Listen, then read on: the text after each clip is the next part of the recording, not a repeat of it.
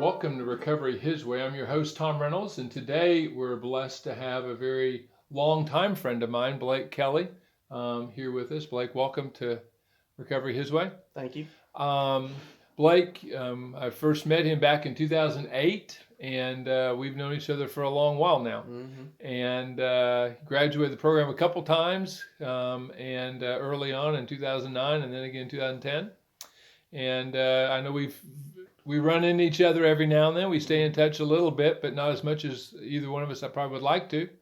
And you got a lot of big stuff going on and a lot of family and all that kind of thing going on a little ways out of town from here, so we don't get to see each other much. But I appreciate you coming in today and being a part of this. Your story is an interesting one to mine. I wanted you to be in this particularly because I want to really hear the story of guys who have been in recovery for a while, and sometimes it's not always a nice, clean, smooth street. It can have its bumps and its ruts at times, its difficulties. And so I wanted to kind of, hear from those guys. How do you handle those things when you hit, get sideways every now and then? What do you do to manage those things? That kind of thing. And so, because that's the reality of this journey. It's not just always a perfect little straight line. And so I thought we'd kind of start with just kind of giving us a little bit of background I know it, but everyone else listening and watching doesn't. So kind of give us a story. Okay. Well, growing up, my mom brought us to church every Sunday. Every Wednesday, the doors were open. We were there. And when I got around my teenage years, I started hanging out with the wrong crowd because where I lived at, we didn't have much money, and the people that were around, the environment just threw me in the mix, threw me in it. So, I started dibble-dabbling with drugs, marijuana first off, and then I started drinking, and then it just went downhill from there. And by the time I got here, I had been to jail countless of times, wake-up calls I called them, but I never did see the light, until I was living in my mom's garage, had not a penny to my name, not even a bed to sleep on, and it was all hers. But I moved back in there because I couldn't afford to live because I drank it all away, and that's what I was doing there was drinking my life away, and I didn't want to be here anymore. How old were you when that point hit? I was 27. Okay. Or 28. Okay. When I decided that I really wanted to. I just felt so alone. I felt like I was all alone, and the darkness, man, was just empty. And I had nothing. I had no hope. When I got here. And I know some of this story. When you finally got here, how did you hear about His Way? How did you decide to come here? What kind of prompted that decision? What were some critical things that kind of flipped the switch for you to come in the first place? Well, I'll tell you exactly what happened. How it happened is I was sitting at my mom's garage and I was drinking, and I had been praying, trying to get some help. I was desperate. Well, a phone call happened, and it was a good friend of ours, Doug Higginbotham, and he called me, and the first thing out of his mouth was, and I had known Doug for a little while longer because of a program that we were in together, but prior to this one, and he called me, and the first thing out of his mouth was, "You need some help." And I'm like, "Yeah, I do. How do you know?" And I didn't know that anybody had talked to him, but to me, and still to this day, I believe that was God. It was His answer to me, because I had just got through praying to help me, right. Because I didn't want to live, I didn't want to feel this way anymore, Right. And so that's how I got here. It's just God just put me here. He picked me up and put me. And when you came here, what kind of things changed? What kind of things happened? What things helped? What did you experience here? What did God do in your life here that was helpful, that was transformative for you? Well, when I first got here, I was married at the time, and no, it was at the Second time, second right? time. Yeah, that's when. Anyway, I what was the question again? Can you repeat that? First time you came here, just you were single. Yes, yes. I remember your future wife was at your graduation because I remember meeting her right around that time. Yes, And yes. then later you got married, and then you came back again because I Yeah. remember she was up here with you when you came in. Right, right, right. Well, what the first time I remember now when I first got here the first time was I wanted help, but I didn't want to surrender. I still wanted to play, Mm-hmm. because I knew better. Mm-hmm. I trusted me. Mm-hmm. I didn't trust anything else. Mm-hmm. And after I got here, I think it was the humility that taught me. Um, and I finally realized God's grace for me. I was, like I said, I grew up in church, but nothing was explained to me the way that it was when I got here. Mm-hmm. The way that the Bible and Jesus was presented to me, um, a light switch went on. Mm-hmm. Went off in my head, and that's what really I saw His grace. Mm-hmm. And that's what really changed me. Mm-hmm. Right. Right. I just saw all the things that I've done, Mm-hmm. because that's what I thought about when I got here Right. was all the dirt that I did Right. and the people that I hurt. How am I ever going to make this right? Right. Uh, so it was freedom.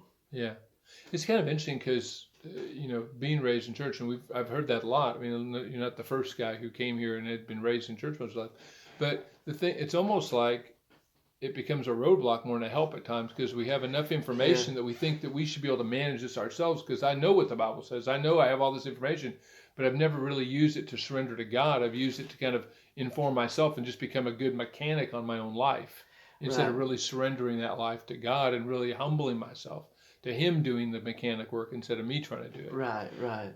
So I think it's kind of what you're And talking I've been about a down little that road too, trying to manufacture it yourself. bit. Right. I have Right. numerous of times, even as a Christian. Right. I've tried to Right. do that. So you graduated once. What happened after your first graduation? I know you came back a few months later. Hmm. The wheels kind of came off again, and you kind of came back. What happened there? What do you think happened, and what happened the second time here that helped maybe?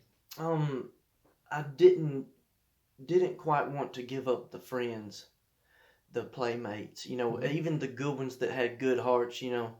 Uh, that were not as uh, grimy, I guess is the word I'm looking for, as other people Mm-hmm. that in my Mm-hmm. Right. in my environment Mm-hmm. there, and I guess just not hanging. It's just not giving them totally up.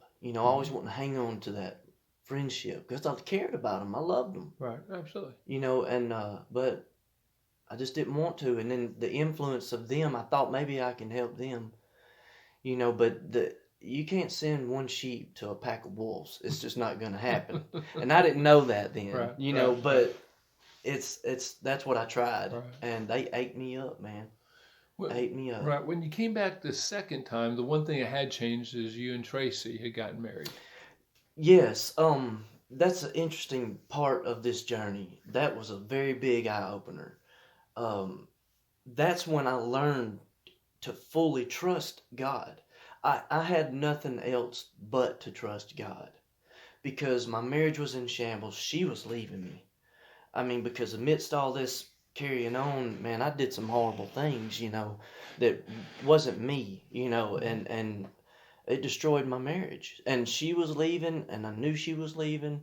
And I remember coming to you, and you remember this. I said, I'm gonna have to go home to save my marriage. You remember that? Mm-hmm. And Mm-hmm. and well, you were like, it's so cool because you were just to the point, and you said, no, you're gonna have to trust God. And I was like, no, I gotta go home, But you were to the point, Mm-hmm. You're gonna have to trust God, like Right. trust Him. Right. And it took me a minute. I had to run it through my mind, really let it sink in what I was doing. Mm-hmm. And I did. And that's when everything changed. That's another trusting God, the lesson that I learned in that is another grace moment, because when she pulled up, she called me and angry, and every conversation on the phone was terrible. And I mean, the phone weighed 10,000 pounds, every night. And I had to tell her some things that I did. Uh, After, even though she was leaving me, I still had to make it right with her, because being here the first time and becoming a Christian, in my heart, in my conscience, it wasn't right, because I sinned against her and God. Mm-hmm. I had to let her know. Mm-hmm. I had to tell her. That's what God prompted me to tell her. I get it off of out of my conscience, so we could make a good marriage and just repent. Mm-hmm. And he, when she called me and said, "Did you still get visitors on Sunday?" And I'm like, "Yeah." And she says, "Well, I'm coming to see you." Click, and hung up the phone. And I'm thinking, man, she's bringing the papers up here. I'm gonna have to sign divorce papers in front of all these guys, man. She's fixing to just hammer me, and I deserve it. That's what I told myself. And she pulls up and gets out. She had a Trailblazer at the time, and she gets out of the Trailblazer and opens up every door on it. And sitting in there was groceries. And she just said, "I thought you'd be hungry, so I brought this." And I'm thinking to myself, this is God, because I don't deserve this. Mm-hmm. She needs to hit me over the head with a stick, Mm-hmm. with things I've done. Mm-hmm. But she just loves me. She just showed me grace. And that was a real eye opener to me. It even helped me to show grace to people, Mm-hmm. because I didn't deserve that. And it was very, very apparent to me that I did not deserve that at that moment in my life, Right. because it was so fresh. Mm-hmm. And another thing that turned me, or that led me to relapse, I'm backing up just a second, I just thought about this, was, well, I lost it. Not keeping in the word like I should, and not putting myself around my support group. Mm-hmm. I lost that. Right. I just gave that up, rather. Right. Well, and so you graduated again at the end of 2010, Mm-hmm. and then of course you've been out of a recovery program now for about a decade. Mm-hmm. So, how have you maintained this life now? I mean, I mean, I don't know if there's been relapses in this journey, but how have you maintained the life that you have right now? What are the keys for you? The keys for me are people that I'm around. That old saying that you are who you hang around is true. If you put yourself around people that are doing dirt, you're gonna do dirt. Mm-hmm. It's just eventually Mm-hmm. it's gonna happen. Right. And you put people in your life that are going in the same direction. Um, and now for me, in my walk in this decade out of rehab, there have been relapses, Tom. Um, my whole recovery has been ups and downs, falls and stumbles, but the stumbles don't last as long. Mm-hmm. They get shorter and shorter and shorter, and finally I don't need to do that anymore.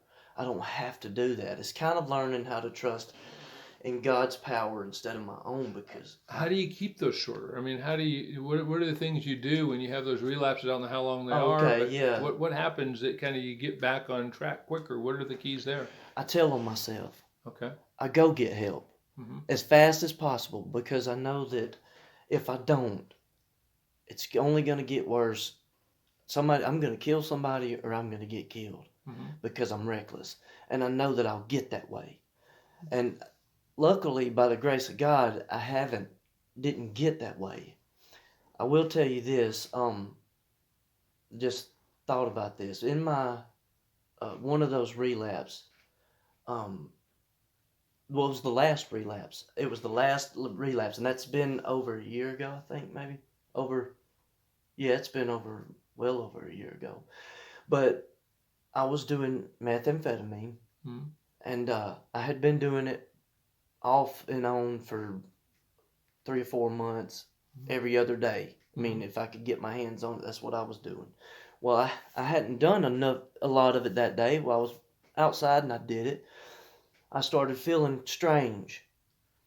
Well, ended up, making a long story short, the ambulance got called. I was dying, Tom.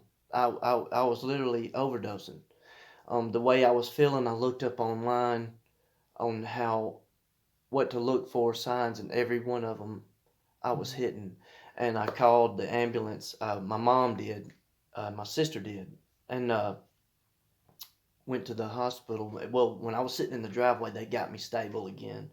But the EMT, the paramedic said that my heart rate was really, really fast, and my blood pressure was really, really low. And she said that stroke wise, you could go out or just, cardiac arrest, And that was my moment where God said, if you don't stop now, it's gonna be bad. You're not gonna make it. And I think that was my last chance. It was my last, to me, in my mind, it was my last one. When you hit these cycles, and in most cases, I don't know about yours, but the lengths of sobriety get longer, the relapse are shorter, and that becomes part of the process. I guess first of all, what are the things you find kind of trigger the relapses? As you go through these, is it stresses? Is it conflict? I mean, what usually presses those buttons for you? What I've noticed is there's a certain season, like springtime or fall. Those times, it's more like a seasonal. I'm a binge person. I get on these binges, and it's more, I start during the summer, springtime, I start getting this feeling inside of where I want to, sin. It's just like where I want to listen to music that I shouldn't listen to, that I know that's just polluting my mind, or just dibble dabbling.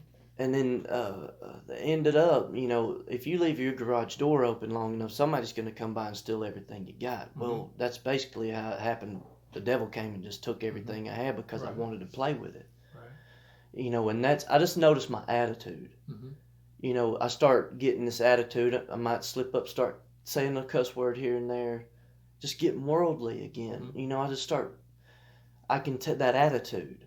Starts coming back. When that starts coming back is when I have to say something. Right. Because if I let it go, I see the result. Well, and I think that speaks very much to the sobriety issue, because what you're saying, it's not just about using or not using drugs. It's a mindset change that begins to change. Right. Long before you actually ingest a drug or anything, there's an attitude. You've relapsed in your heart, in your mind, with your language, with your friends. Right. I mean, those kind of things begin to take place. And sometimes you can arrest them before the drugs ever get there if you're sharp enough to do that. Yes, that's what I have to do. That. As soon as I can go in Walmart, see the beer there, doesn't bother me. I'm going down the road and I see a man mowing his lawn, and he has a beer, and I'm like, man, that looks nice. Stuff like that gets a hold of me. Right. Because I remember that. I remember that, driving and on the lawnmower and drinking. Nothing better. According to my flesh, that side of it. But I know where it leads me. Right. So it's... Right. There was something else I thought about, too, that kind of goes with that.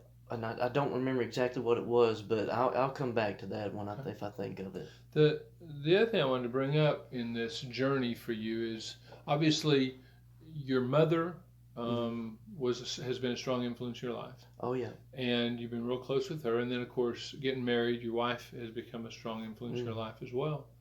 How has that family influence impacted your sobriety journey, in terms of what are the things that happen there that help you, hurt you? I mean, impact you? Well, growing up with my mom, she loved the Lord. She loved Jesus. I mean, I knew she loved him. She was human, but she loved him. And she had the Spirit, and I knew she did. So that really influenced me because she never once gave up on me, but she did tough love me. She had to let God have me, you know, and that was the more influential on my part because she's a woman trying to raise a man. You know, I had a stepdad. You know, my dad wasn't there, so I didn't really have. I put my guard up around. So she was trying to raise a man, you know, too, and a daughter. And so her to do that showed me how to be a man because I was on my own.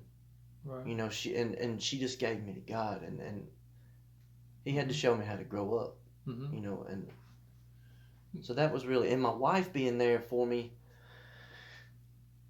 My wife's influence on me is she has a backbone. She don't take anything off anybody when it comes to just letting people run over her. She won't stand for it. Well, for me, I'm very demanding. I'm very overbearing. And if you let me, I'll run over you. Not meaning to, it's just my personality. I have to keep it in check. Well, she does that for me. You know what I'm saying? And that's where she don't take nothing off of me. And I need that because it keeps me in check. Because the only way that Blake listens is you hurt my feelings. I got to feel it. And it's just the way that it is. And so she does that for me. Now, you and Tracy were married how long? October the 17th will be 12 years. Okay, 12 years. And you have how many kids? 2. How old are they now? Collins, the little girl, she's 4. Okay. And little man, Cohen, he's 2. Okay. Just turned 2 January. Okay, all right. Has the addition of children impacted your journey at all in terms of how that's impacted you in your sobriety, how you view your recovery journey? Yes, it has. In a bad way and a good way. Okay. The bad way is the stress that comes with kids when they're first born. You're new to it. You have not a clue what you're doing. I mean, as a man, you drive from the hospital. You don't get over to the speed limit of 25 miles per hour. You know what I'm saying? Right. You're just scared to death. Right. So you don't know. Right. And so that was really stressful. And for someone who hasn't had to deal with emotions all their life because they buried them in alcohol and drugs, man, that's scary. I didn't know how to handle that. Right. I had to call some people. You know, what am I doing?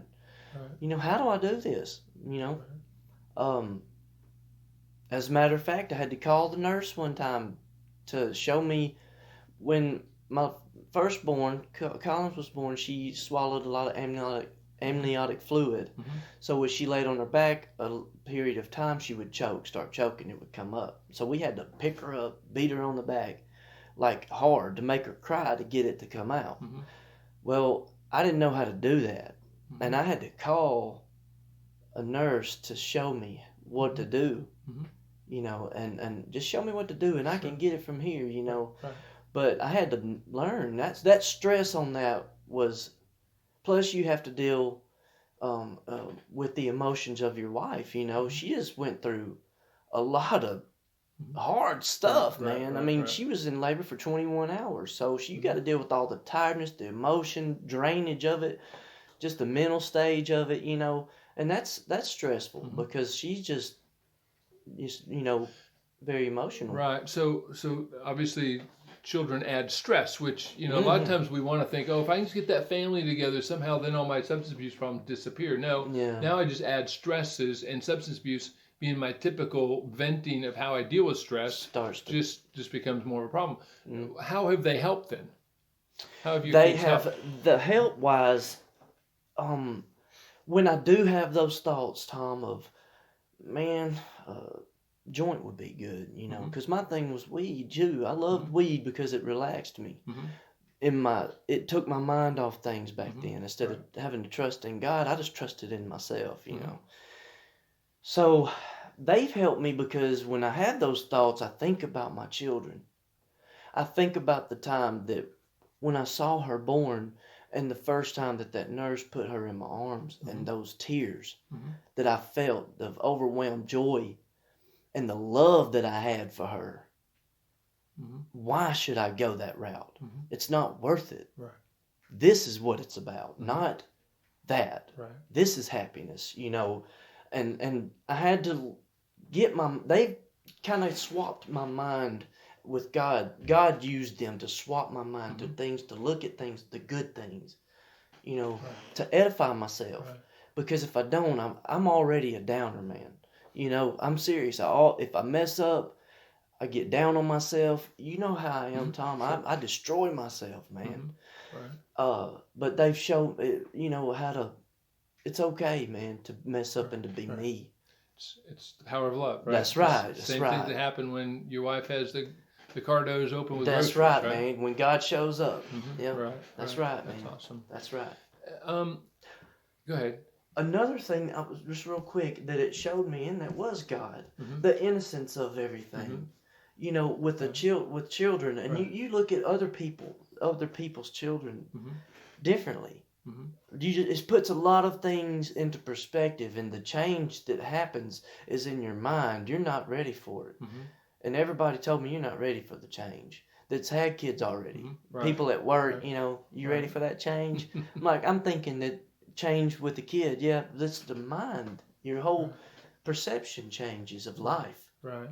You're responsible for a whole different thing now. That's right. So, in this journey, I want to shift this from the past and present into kind of the future. Okay. What kind of thing, as you look at your sobriety today, you look at where you're at in your spiritual journey today, you look at where your family's at and that kind of things, what hopes do you have for your future in sobriety? I mean, what kind of things do you imagine, vision, and anticipate in your future? Well, I want to go to the prisons and talk to the guys because I can relate to them. I think like them. I know I'm street. I know how I was raised in it. I know what they think like. And all my friends have been there that I was hanging around, or they were now there for life. You know, doing a lot of hard time. You know, but my future is to go reach out to those guys. Okay. Because if they ever do get a chance to get out, even the violent ones, if they've got an opportunity for me to speak to the ones, I want the ones that are hard knuckled, because all it takes is the gospel. You know, all you gotta do is tell them Jesus died for them, and tell them how much He loves them. That's the gospel, and what He did for them, and the hope that He has, the power in that will change them. That's awesome. But I can tell them to them the way that they need it to hear it, you know. Yeah, that's cool. So that's what I want to do. So the last question I have for you is, there's people listening to this, watching this. There may be somebody that's sitting in their own mom's garage right now, you know, and feeling that feeling. I guess I'd like you to talk to them for a second. What do they need to hear? What do they need to know right now? Okay. First of all, I get kind of emotional talking to other people like me because they need it, you know. But when they hear this, I just want them to know that they're not alone. That pain and that they're feeling, and the shame, that's the enemy. And that's what you want to get rid of, and that's what your addiction causes. Every bad choice that you make, there's where it leads, and spiritual death is right there. And I just want them to know that there is hope. I was told that I was never gonna. I used to tell my mom I wouldn't make it to 25 years old, and I really believed that. But I'm here now. There's hope. And all you got to do is surrender everything, and it's kind of like the way that it was explained to me is God loves you, and if you stop fighting because you're drowning, if you stop struggling, He can save you because He's a lifeguard. A lifeguard doesn't save somebody that's flipping out, you know, because if they do, they'll drown. They'll pull them down too. They tell them to stop struggling. You can't do it on your own. It will never, ever happen. And I cannot stress to you enough don't play God. It will never, ever work out good for you. Mm-hmm. Never. Yeah. And if you want that pain and the loneliness to go away because you're living a double life, you having to hide from people. You having to hide from the police. You having to hide from this stuff, from this other life that you portray to be good. Right. Right.